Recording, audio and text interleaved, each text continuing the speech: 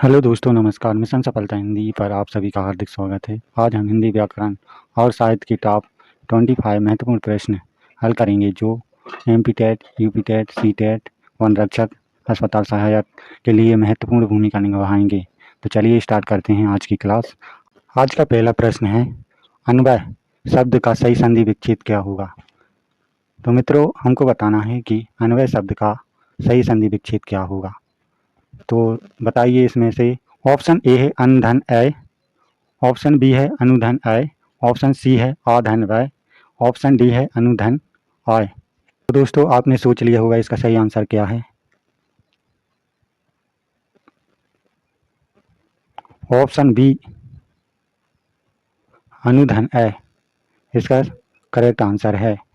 अन्वय शब्द यह एड़ संधि का उदाहरण है जिसमें उ या ऊ के बाद कोई भिन्न स्वर जैसे आ आता है तो वह बा हो जाता है।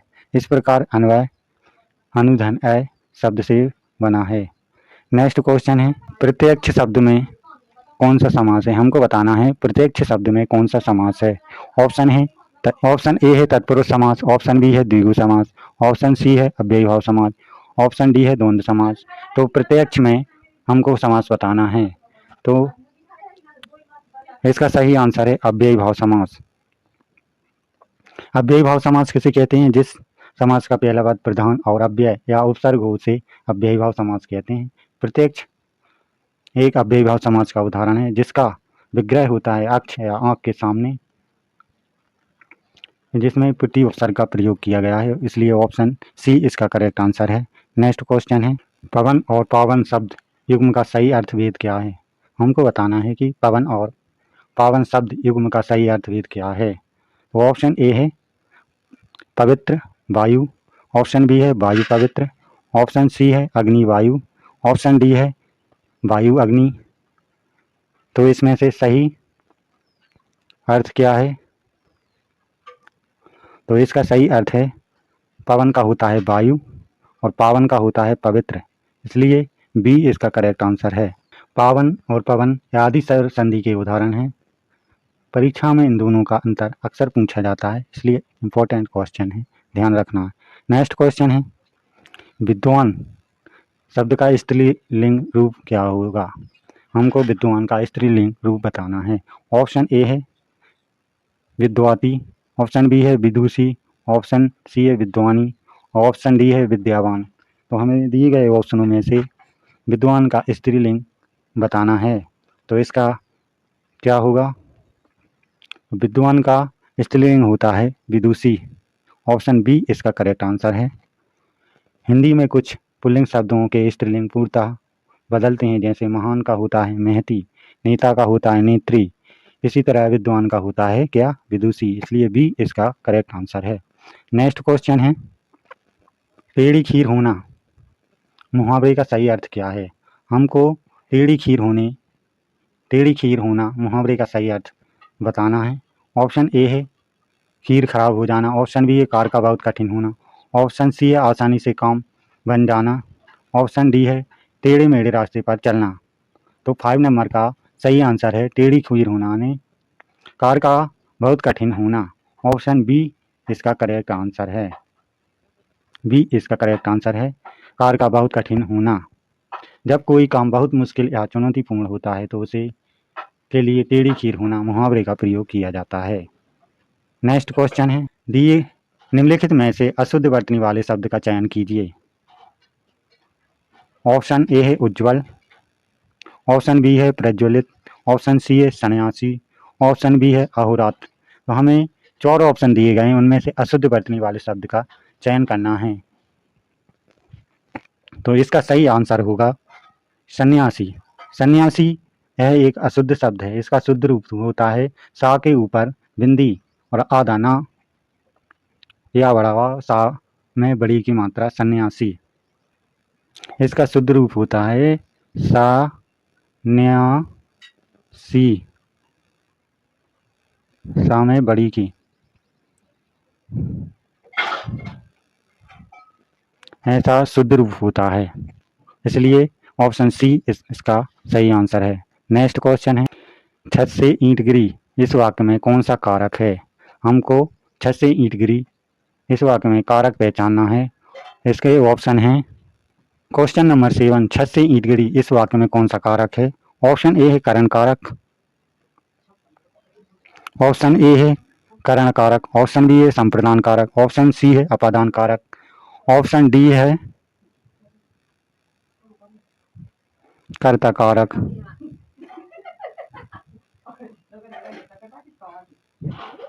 तो 7 नंबर का सही आंसर है अपादान कारक। जब किसी वस्तु या किसी स्थान या वस्तु से अलग होने का भाव पाया जाता है वहाँ अपादान कारक होता है।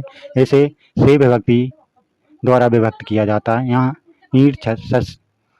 ईंट छत से अलग हो रही इसलिए इसमें अपादान कारक है। नेक्स्ट क्वेश्चन है,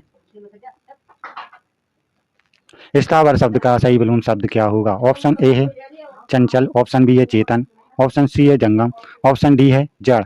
तो हमको स्थावर शब्द जो कि परीक्षाओं में बार बार पूछा जाता है इसका विलोम शब्द पहचानना है। तो इसका सही विलोम होता है स्थावर का विलोम शब्द होता है जंगम। स्थावर का अर्थ होता है जो एक जगह स्थिर हो, जैसे मकान भूमि, और जंगम का अर्थ होता है जो चल फिर सके यानी कि गतिशील।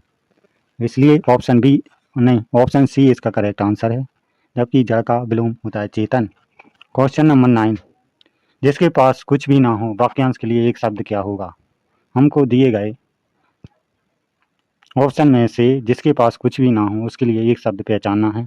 तो ऑप्शन ए है निर्धन, ऑप्शन बी है दरिद्र, ऑप्शन सी है अकिंचन, ऑप्शन डी है असमर्थ। तो इसका सही आंसर है अकिंचन।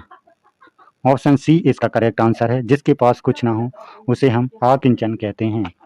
निर्धन या दरिद्र का अर्थ होता है केवल धन की कमी से होता है, लेकिन इसके पास जीवन यापन के लिए कुछ भी ना हो, शून्य के बराबर हो, उसे प्रशासनिक और व्याकरणिक भाषा में अकिंचन कहा जाता है। इसलिए सी इसका करेक्ट आंसर है।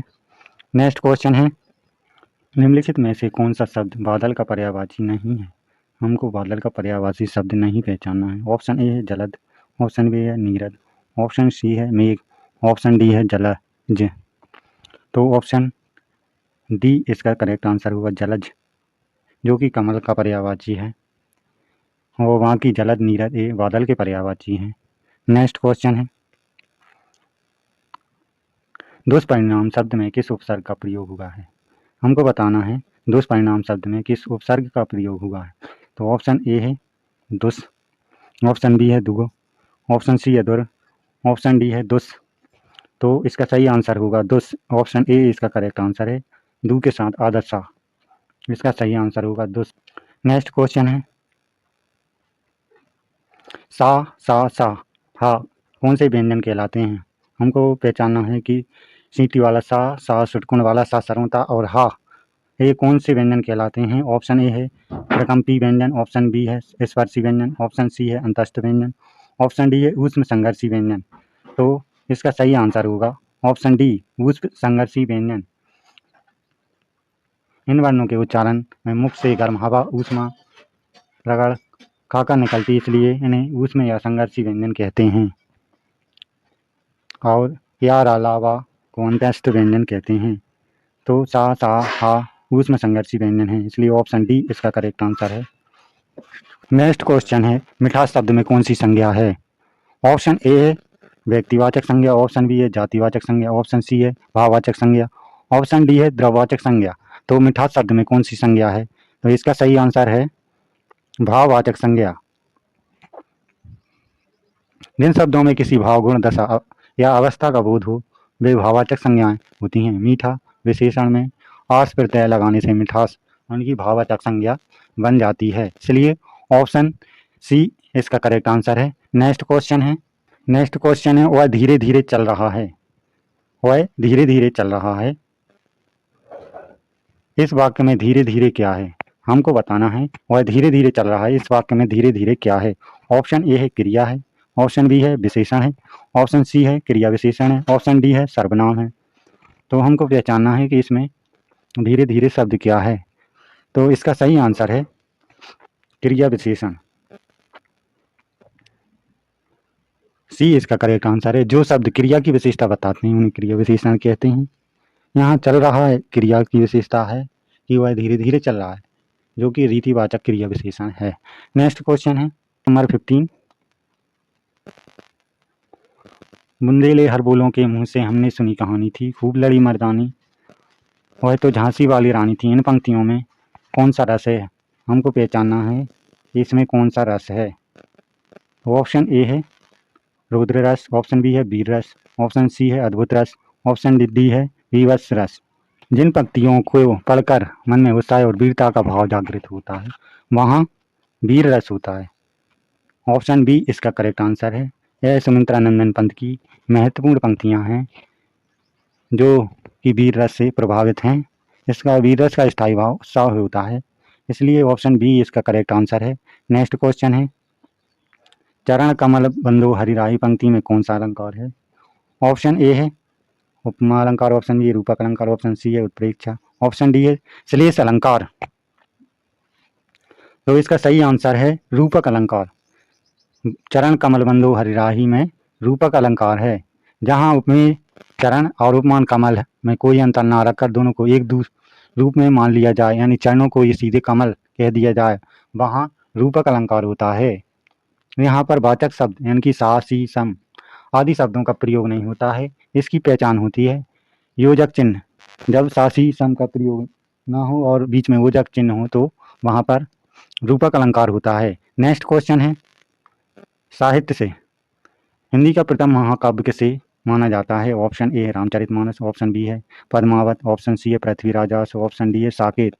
तो हिंदी का प्रथम महाकाव्य पृथ्वीराज रासो को माना जाता है, इसलिए ऑप्शन सी इसका करेक्ट आंसर है। यह रचना चंद्रवरदाई जी की है, जो रामचंद्र शुक्ल के अनुसार पृथ्वीराज रासो को हिंदी का प्रथम महाकाव्य माना जाता है। ऑप्शन नेक्स्ट क्वेश्चन है कबीरदास जी की भाषा को क्या कहा जाता है? हमको बताना है कबीरदास जी की भाषा को क्या कहा जाता है।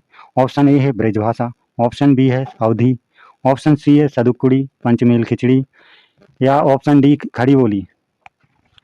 तो दिए गए ऑप्शन में से हमको कबीरदास जी की भाषा पहचानना है, तो इसका सही आंसर है सदुक्कुड़ी पंचमेल खिचड़ी। ऑप्शन सी इसका करेक्ट आंसर है।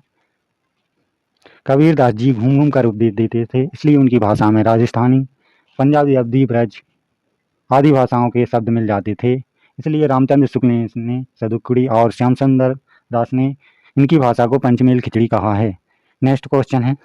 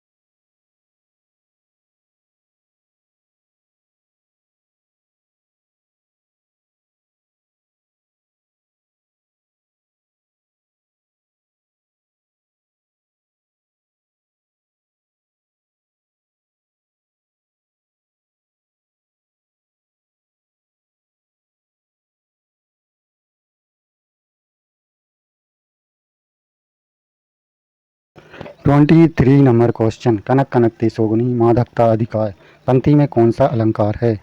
हमको दिए गए उदाहरण में अलंकार पहचानना है। ऑप्शन ए है श्लेष अलंकार, ऑप्शन बी है यमक अलंकार, ऑप्शन सी है उत्प्रेक्ष अलंकार, ऑप्शन डी है अतिशयोक्ति अलंकार। तो इसका सही आंसर है यमक अलंकार।